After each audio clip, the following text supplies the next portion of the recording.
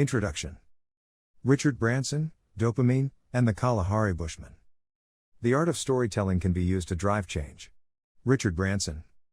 On a tiny speck of land in the British Virgin Islands, a group of ambitious entrepreneurs share their terrain with its year-round inhabitants, flamingos, a red-footed tortoise, and 35 Madagascar lemurs. There are only 200 lemurs left in the world, Sir Richard Branson explains as a lemur attempts to jump from one tree to another. And if he doesn't make it, there'll only be 199, Branson jokes. While the rare species of animals are a gift to behold, the entrepreneurs are hoping for a financial gift. From Branson, the island's owner. The Virgin Group founder owns all 74 acres of this lush, tropical paradise called Necker Island. It's his home and his hideaway. On this day it's also the setting for the Extreme Tech Challenge, one of the most unusual pitch competitions the world has ever seen. The finalists, some of whom I coach to tell their product story more effectively, are here to sell Richard Branson on their ideas. Bill Tai, a career venture capitalist and a sponsor of the pitch competition, has been investing in companies since 1991. Tai has seen several waves of technology in Silicon Valley, and he believes that now, more than ever, the ability to communicate ideas simply and clearly and to tell compelling stories is critical to standing apart in the marketplace of ideas. Technologists and scientists no longer talk to just their peers. If they can't explain the benefits of their products to consumers, their ideas won't catch on. They must translate the language of bits and bytes into a story every consumer understands. Tai has found a kindred spirit in Richard Branson, who strongly believes in the art of storytelling to drive change. Telling a story is one of the best ways we have of coming up with new ideas, and also of learning about each other in the world, Branson says. Branson intuitively knows what neuroscientists are confirming. In the lab, our brains are wired for story. In order to understand Branson's belief that storytelling can make a positive impact in the future, we must look to the past. 1 million years ago, humans gained control of an element that was critical to the survival of our species. The element helps explain why some pitches fail miserably while others succeed at launching a brand. It explains why many ideas fail to gain traction, while others trigger global movements. It explains why many leaders fail to inspire their teams, while others persuade people to walk through walls. The element is fire. Firelight and the Kalahari Bushman. Anthropologists point to fire as the spark that ignited human evolution. It makes sense because once our ancestors got control of fire, they could cook food, which radically increased the size of human brains. Fire also warded off predators at night, another positive if you wanted to live to see the sun rise. Until recently, however, few scientists studied one of the most profound benefits of fire, sparking our imagination through storytelling. Firelight extended the day, providing more time for purposes other than hunting and gathering. As people share their personal experiences around the fire, they learn to avoid danger, to hunt more effectively as a team, and to strengthen cultural traditions. Social anthropologists believe storytelling made up 80% of the fireside conversations of our ancient ancestors. In Namibia's Kalahari Desert, a group of nomads known as the Bushmen still spend their days foraging for food such as melons, nuts, seeds, and antelope. They are hunter-gatherers by day and storytellers at night. When the sun sets on the Kalahari, the Bushmen light fires and tell stories just as their ancestors did thousands of years earlier. During the day, the Bushmen's conversations are focused on survival, hunting strategies, resource management, mediating disputes, etc. Only 6% of their conversations involve stories. By night it's a different story, literally. As the embers of the fire extend the day, the Bushmen devote 81% of their conversations around the campfire to telling stories. Men and women tell stories, mostly about people the other villagers know and humorous or exciting adventures. For the Bushmen, storytelling triggers the imagination, creates bonds between groups of people who don't know each other, and conveys information about institutions that are critical to the Bushmen's survival. Not all communicators have the skill of storytelling, even in tribal societies. Among the Bushmen, as among TED speakers or business leaders, the best speakers leave the audience rolling with laughter, still with suspense, or inspired to seek their own adventures. Camp leaders were often good storytellers. And the best of the best, the most admired storytellers, use multimodal communication such as gestures, imitations, sound effects, and songs. The Kalahari storytellers learned that they had to deliver information, convey experiences, inspire, and entertain. If people aren't entertained, they stop listening and go to sleep, not unlike what happens in millions of business presentations given every day. Humans evolved to perceive stories as entertaining because if they didn't pay attention, they might be a lion's lunch. Stories told by firelight put listeners on the same emotional wavelength, elicited understanding, trust, and sympathy, and built positive reputations for qualities like humor, congeniality, and innovation, says University of Utah anthropology professor Polly Wiesner. Through stories and discussions, people collected experiences of others and accumulated knowledge of options that others had tried. Night talk was critical for transmitting the big picture.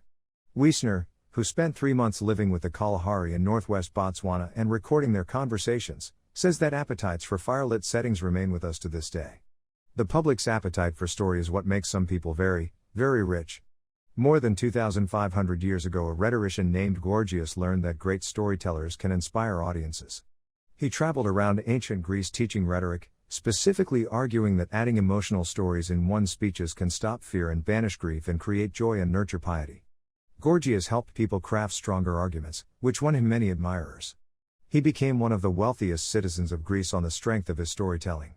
Telling great stories still makes people wealthy, especially entrepreneurs with an idea to sell.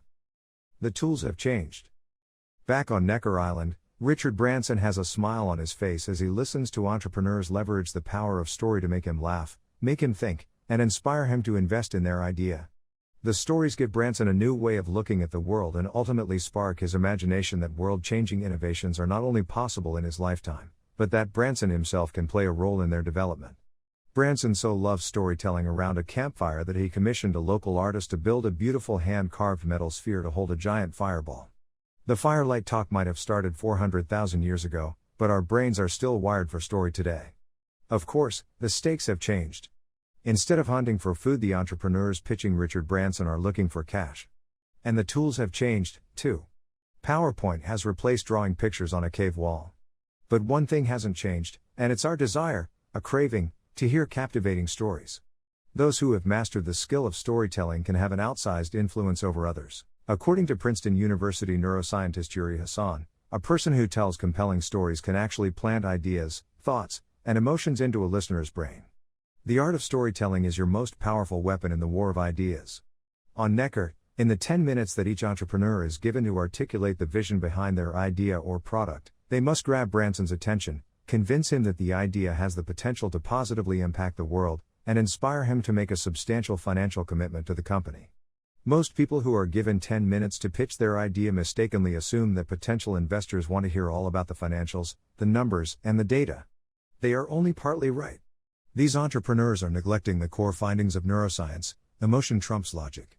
You cannot reach a person's head without first touching their heart, and the path to the heart runs through the brain, starting with the amygdala. The amygdala, a storyteller's best friend.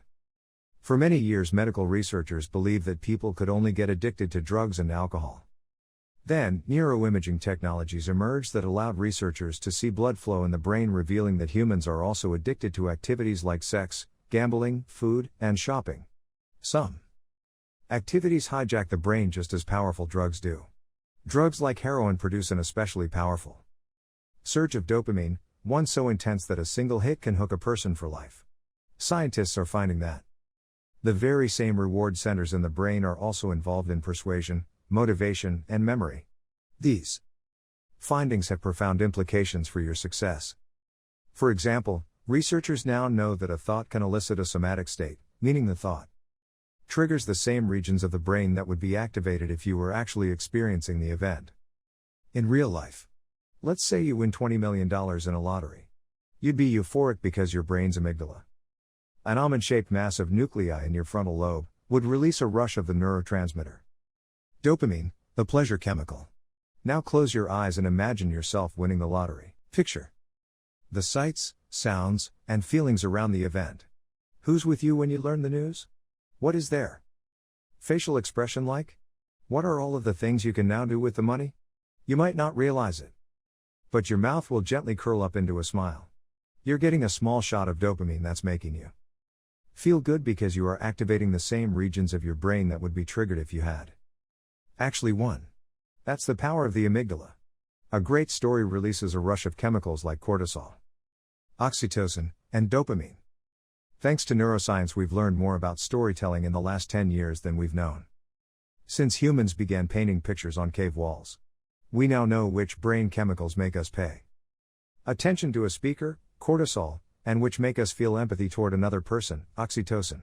We also know what triggers those neurochemicals. We know what stories work, why they work, and we can prove it scientifically. Addiction to story isn't a bad thing. If inspiring storytellers didn't exist, the world would be a far different place, and not for the better.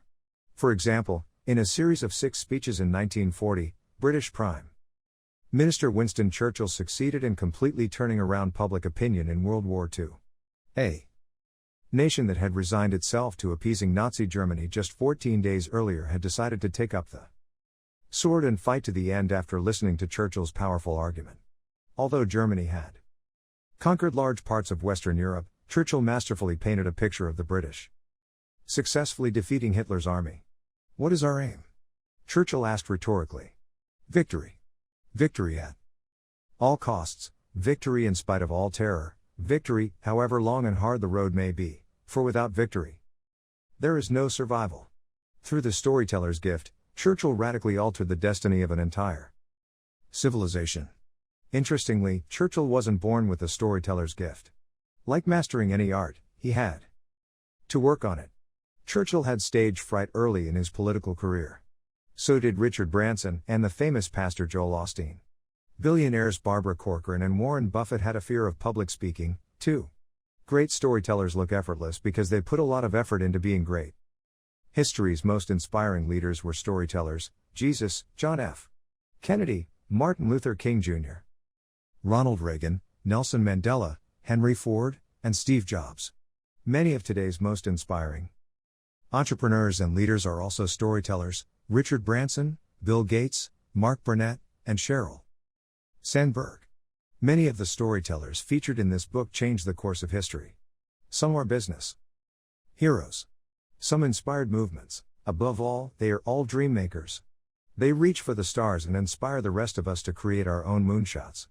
This book is about the visionaries and risk-takers who have mastered the art of telling stories and who inspire us to live better lives. Some make us laugh. Some make us think. Some make us change. Through artfully telling stories that inform and challenge, they build companies, drive the world forward, and make us feel like we, too, can achieve the impossible. We're all storytellers. Storytelling is the fundamental building block of communication. In a world where people are bombarded by choices, the story is often the deciding factor in whom we decide to do business with. We're all storytellers. We tell stories to sell our ideas. We tell stories to persuade investors to back a product. We tell stories to educate students. We tell stories to motivate teams. We tell stories to convince donors to write a check.